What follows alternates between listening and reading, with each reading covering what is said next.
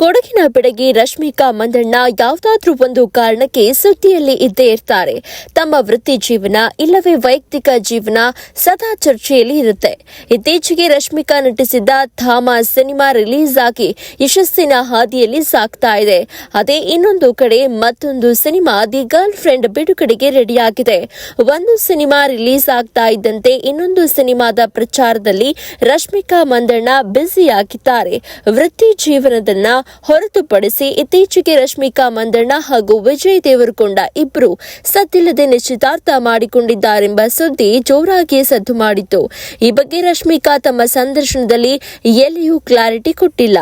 ಇತ್ತೀಚೆಗೆ the girl friend cinema ಪ್ರಚಾರದಲ್ಲಿ ರಶ್ಮಿಕಾ ಮಂದಣ್ಣಗೆ ಮದುವೆ ಬಗ್ಗೆ ಪ್ರಶ್ನೆ ಮಾಡಿದ್ರು.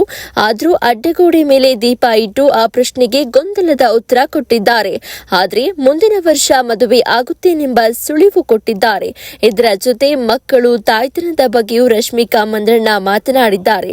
ಈ ವಿಡಿಯೋ ಈಗ ಸೋಷಿಯಲ್ ಮೀಡಿಯಾದಲ್ಲಿ ವೈರಲ್ ಆಗ್ತಾ ಇದೆ. ಗೀತಾ ಗೋವಿಂದಂ ಸಿನಿಮಾ ಮೂಲಕ ರಶ್ಮಿಕಾ ಮಂದಣ್ಣ ಹಾಗೂ ವಿಜಯ್ ದೇವರಕೊಂಡ ಇಬ್ಬರು ಪ್ರೀತಿಯಲ್ಲಿ ಬಿದ್ದಿದ್ರು. ಅಲ್ಲಿಂದ ಇಲ್ಲಿಯವರೆಗೂ ಇಬ್ಬರು ಡೇಟಿಂಗ್ ಮಾಡ್ತಿರುವ ಸುದ್ದಿಯೇ ಹಾಟ್ ಟಾಪಿಕ್. ಇತ್ತೀಚೆಗೆ ಟಾಲಿವುಡ್ ಅಂಗಳದಲ್ಲಿ ಇಬ್ಬರು ಗುಟ್ಟಾಗಿ ಎರಡು ಕುಟುಂಬಗಳ ಸಮ್ಮುಖದಲ್ಲಿ ನಿಶ್ಚಿತಾರ್ಥ ಮಾಡಿಕೊಂಡಿದ್ದಾಗಿ ಸುದ್ದಿ ಹರಿದಾಡಿತ್ತು. ಆದ್ರೀಗ ಗುಲ್ಟೆ ನೀಡಿದ ಸಂದರ್ಶನದಲ್ಲಿ ತನ್ನ ಭವಿಷ್ಯದ ಮಕ್ಕಳ ಬಗ್ಗೆ ಓಪನ್ ಆಗಿ ಮಾತನಾಡಿದ್ದಾರೆ. ಈ ಸಂದರ್ಶನ ನೋಡಿ ಮದುವೆಗೂ ಮುನ್ನವೇ ಮಕ್ಕಳ ಬಗ್ಗೆ ಆಲೋಚನೆ ಮಾಡ್ತಿದ್ದಾರೆ. ಶೀಘ್ರದಲ್ಲಿಯೇ ಮದುವೆ ಆಗ್ತಾರೆಂದು ಫ್ಯಾನ್ಸ್ ಕಮೆಂಟ್ ಮಾಡ್ತಿದ್ದಾರೆ. ಅಷ್ಟಕ್ಕೂ ಮಕ್ಕಳ ಬಗ್ಗೆ ರಶ್ಮಿಕಾ ಮಂದಣ್ಣ ಏನ್ ಹೇಳಿದ್ದಾರೆಂದು ನೋಡುವುದಾದ್ರೆ, ನಾನು ತಾಯಿನೇ ಆಗಿಲ್ಲ, ಆದ್ರೆ ನನಗೆ ಈಗಾಗಲೇ ಆ ಫೀಲಿಂಗ್ ಬಂದಿದೆ. ನನಗೆ ಮಕ್ಕಳಾಗತ್ವೆ ಅನ್ನೋದು ನನಗೆ ಗೊತ್ತಿದೆ. ಅದು ನನಗೆ ತುಂಬಾನೇ ಇಷ್ಟ. ಇನ್ನು ಪ್ರಪಂಚಕ್ಕೆ ಕಾಲಿಡದ ಆ ಪುಟ್ಟ ಕಂದ ಮಗಳ ಬಗ್ಗೆ ನನಗೆ ಈಗಾಗಲೇ ಏನೋ ಸ್ಟ್ರಾಂಗ್ ಫೀಲಿಂಗ್ ಇದೆ. ಅವರಿಗಾಗಿ ಏನ್ ಬೇಕಾದ್ರೂ ಮಾಡಬೇಕು ಅಂತ ಅನಿಸುತ್ತೆ. ಅವರು ಸೇಫ್ ಆಗಿ ಇರುವಂತೆ ನೋಡಿಕೊಳ್ಬೇಕು. ಅವರಿಗಾಗಿ ನಾನು ಯುದ್ಧ ಮಾಡಬೇಕಾಗಿ ಬಂದ್ರು ಅದಕ್ಕೆ ಫಿಟ್ ಆಗಿರಬೇಕು.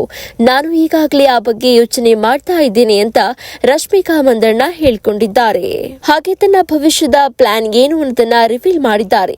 20 ರಿಂದ 30 ವರ್ಷ ನಾನು ತಲೆ ಕೆಳಗೆ ಹಾಕಿಕೊಂಡು ಕೆಲಸ ಮಾಡಬೇಕು ಅನ್ನೋದು ನನ್ನ ತಲೆಯಲ್ಲಿತ್ತು. ಸಮಾಜ ಕೂಡ ಅದನ್ನೇ ನಿಮ್ಮ ತಲೆಯಲ್ಲಿ ತುಂಬಿದೆ. ನಾವು ಬದುಕಬೇಕು ಅಂದ್ರೆ ನಾವು ಹಣವನ್ನ ಗಳಿಸಬೇಕು. 30 ರಿಂದ 40 ವರ್ಷ ಕೆಲಸಗಳನ್ನ ಬ್ಯಾಲೆನ್ಸ್ ಮಾಡುವುದೆಂದು ನನಗೆ ಗೊತ್ತಿದೆ.